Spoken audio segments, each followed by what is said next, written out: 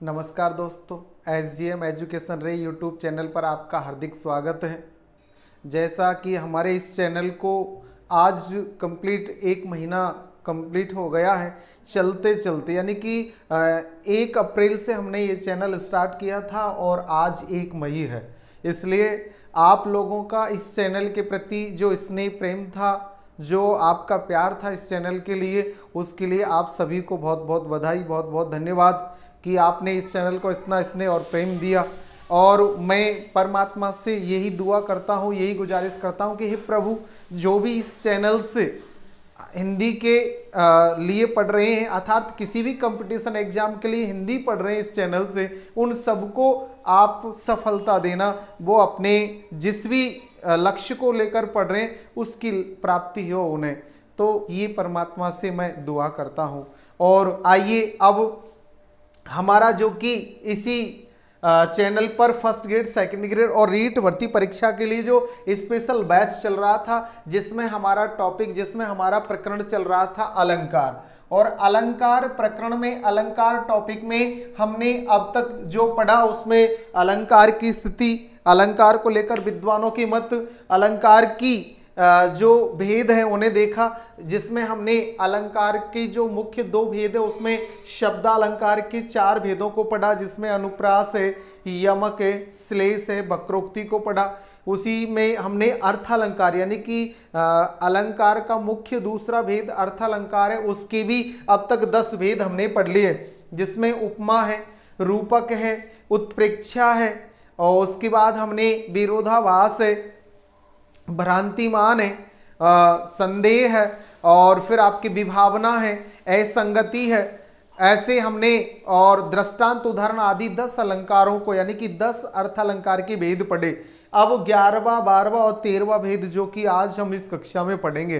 तो देखिए उसी कड़ी में हम देखते हैं पहला, यानी कि आज की इस कक्षा का जो पहला टॉपिक, पहला भेद, जो 11वां भेद है क्रम से अलंकार का, वो है ब्याज स्तुति अलंकार। देखो नाम से ही हमने अब तक जो प्रयास किया वो ये रहा है कि हम हर एक अलंकार को नाम से ही पहले समझने का प्रयास करते हैं, नाम के माध्यम से ही उसे स्पष्ट करने का प्रयास करते हैं। तो देखिए ब्याज, ब्याज का अर्थ है बहाना, यानी कि कोई बहाना लेकर स्तुति की जाए या निंदा की जाए, यानी कि स्तुति के बहाने निंदा और निंदा के बहाने स्तुति, वहां ब्याज स्तुति अलंकार होता है। जैसे कि जहां निंदा कथन के स्थान पर स्तुति और कथन या स्तुति कथन के स्थान पर निंदा कथन हो, वहां आपके ब्याज स्तुति अलंकार होता है। वहां कौन सा अलंकार होता है? ब्याज स्तुति। यानी कि जहां निंदा के कथन के स्थान पर स्तुति कथन हो या स्तुति कथन के स्थान पर निंदा कथन हो, वहां ब्याज स्तुति अलंकार होता है। जैसे, अथवा हम कह सकते हैं ब्याज का शाब्दिक अर्थ होता है बहाना, अतः निंदा या स्तुति के बहाने विपरीत कथन अविष्ट हो, वहां ब्याज स्तुति अलंकार होता है। कहने का मतलब ब्याज का अर्थ है बहाना, और बहाना लेकर जहां निंदा या स्तुति के बहाने विपरीत कथन, यानी कि निंदा के बहाने स्तुति या स्तुति के बहाने निंदा की जाए, वहां ब्याज स्तुति अलंकार होगा। जैसे हमारा पहला उदाहरण, यमुना तू अविवेकिनी कौन तिहारो ढंग, पापिन ते निज बंधु को मान करावत भंग। यहां जो यमुना है उसकी निंदा के बहाने स्तुति की गई है कि हे यमुना तू अविवेक वाली है। यमुना को यहाँ अविवेक वाली कहकर उसकी निंदा की जा रही है, लेकिन वास्तव में उसकी यहाँ क्या है? निंदा के बहाने स्तुति। तुम्हारे ढंग की बात, या तुम ढंग का कोई भी कार्य नहीं करती हो, तुम बड़ी अविवेकनी हो। पापिन ते निज बंधु को, जो पापी पुरुष है, पापी प्राणी है, उनको आप अपने, उनके माध्यम से आप अपने भाई के मान सम्मान को कम करवाती हो। यमुना सूर्य पुत्री है, यमुना सूर्य पुत्री है और यमराज भी सूर्य पुत्र है।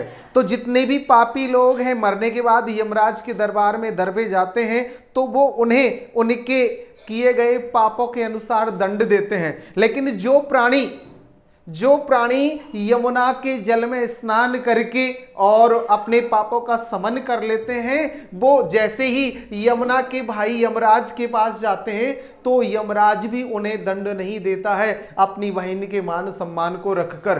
तो इस भाव को यहां बताया है कि यमुना को अविवेकिनी और बुरे ढंग वाली कहकर यहां उनकी निंदा के बहाने स्तुति की है कि आपके जल में नहाने वाला जो प्राणी है उसको यमराज भी दंड नहीं देता है। दूसरा उदाहरण, कौन कहत रण में तुम्हें धीर वीर सरदार, लखु रिपु बिनु हथियार जो हरिदेत हथियार। यहां एक योद्धा की निंदा के बहाने स्तुति की गई है कि कौन कि रण क्षेत्र में है योद्धा, तुम्हें कौन धैर्यवान और वीर पुरुष कहेगा। कौन तुम्हें धैर्यवान और वीर पुरुष कहेगा, क्योंकि लखी रिपु बिनु हथियार, जैसे ही आप लखी यानी देखते हो शत्रु को बिना हथियार के, हरि देते हथियार तो आप अपने हथियार भी पटक देते हो।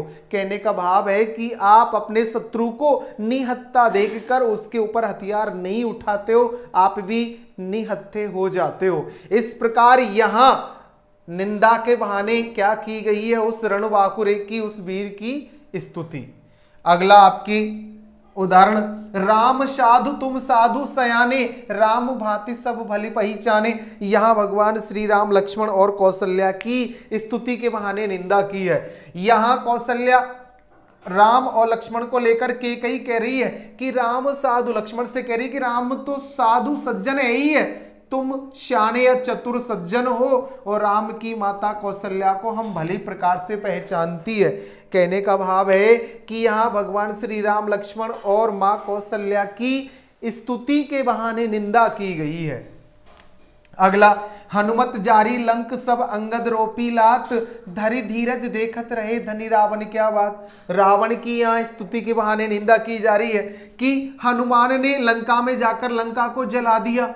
अंगद भी जब भगवान का दूत बनकर लंका में जाता है तो अपने चरण, अपने पैर को रोपकर रावण को ललकारता है कि आपकी सेना का कोई भी जो व्यक्ति अगर मेरे पैर को हिला भी देगा तो मैं प्रभु श्री राम की सेना सहित उन्हें यहाँ से वापस ले जाऊंगा, और उनके पैर को कोई हिला तक नहीं सका। तो उसी भाव को लेकर कहा कि हनुमान ने पूरी लंका जला दी और अंगद ने अपने पैर आपकी सभा में जाके रोप दिया, और आप अपने सैनिकों सहित, अपने योद्धाओं सहित धैर्य और धीरज से ये सब देखते रहे, ये आपने उनके साथ कुछ नहीं किया। कहने का भाव आप कुछ करने लायक थे ही नहीं जो भगवान राम के सेवकों के साथ कुछ करते। तो यहां हनुमान और अंगद के बहाने, यानी कि यहां उनके द्वारा किए गए कार्यों के माध्यम से रावण की निंदा की गई है, स्तुति के बहाने निंदा। अंतिम जो उदाहरण, तुलसी जन पग धरहु गंग मह साच। तुलसीदास जी कहते हैं कि कोई भी जन, कोई भी प्राणी जैसे ही सच में गंगा के मध्य अपने चरण, अपने पैर रखता है, निगानांग करी नित ही नचावई नाच, तो वो प्राणी को भगवान शिव के समान कर देती है और उसे अनेक प्रकार से नाच नचाती है। कहने का भाव है कि जो भी प्राणी गंगा में प्रवेश करता है तो वो पापों से मुक्त हो जाता है और शिव के समान होकर इस संसार से मुक्त हो जाता है। वो भाव यहां बताने का प्रयास किया है। तो यहां गंगा की निंदा के बहाने क्या की गई है, स्तुति। तो इस प्रकार हमने देखा ब्याज स्तुति अलंकार, जहां निंदा कथन के स्थान पर स्तुति कथन और स्तुति कथन के स्थान पर निंदा कथन हो, वहां ब्याज स्तुति अलंकार होता है। अगला 12वां जो है अर्थांतर न्यास अलंकार। जैसा कि हमारा अब तक प्रयास है कि अलंकार के नाम के साथ ही हमने अलंकार को समझने का प्रयास किया, तो अर्थ अंतरन्यास, अर्थ अंतरन्यास यानी कि जो अर्थ है वो एक धरोहर के समान इसमें प्रयोग में लिया जाता है। कहने का भाव है कि जहां सामान्य बात को विशेष बात से या विशेष बात को सामान्य बात से स्पष्ट किया जाए, वहां कौन सा अलंकार हो जाएगा, अर्थांतरन्यास। यानी कि जहां सामान्य का विशेष से अथवा विशेष का सामान्य से समर्थन हो या किया जाए, वहां अर्थांतरन्यास अलंकार होता है। जहां सामान्य बात का विशेष बात से और विशेष बात का सामान्य बात से जब क्या किया जाए, समर्थन, तो वहां कौन सा अलंकार हो जाएगा, अर्थांतरन्यास। जैसे कि जाहि मिले सुख होते हैं तिहि बिछुरे दुख होई, सूर उदय फूले कमल ता बिनु सकुचे सोई।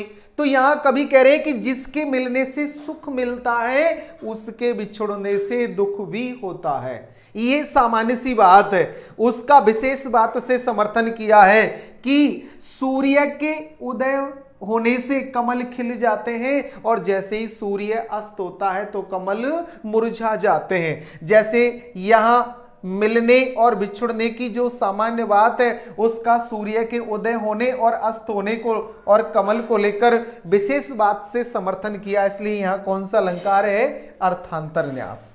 दूसरा उदाहरण, दियो अभय अमरन को कियो हलाहल पान, पर उपकारन हित सहे कष्ट कहां ने महान। तो यहां विशेष बात का सामान्य बात से समर्थन है कि दियो अभय अमरन को, यानी कि देवताओं को अभय दान दिया भगवान शिव ने और समुद्र मंथन से निकले हुए हलाहल कालकूट नामक विशेष जहर को पी लिया। अब इस बात को यहां सामान्य बात से समर्थन किया गया है कि पर उपकारन हित सहे कष्ट कहां ने महान, कि कोई भी महान प्राणी पर उपकार के लिए, दूसरों के भले के लिए कहां नहीं सहन करते हैं कठोर दुख, यानी कि वो अपने ऊपर बड़े से बड़े कष्ट को, दुख को सहन कर लेंगे दूसरे की किसके लिए? उपकार के लिए। अगला उदाहरण, कौन बढ़ाई उधधि मिली गंग नाम मोधीम, कही की महिमा नहीं घटी पर घर गए रहीम। रहीमदास जी कहते हैं कि कौन बड़ा कार्य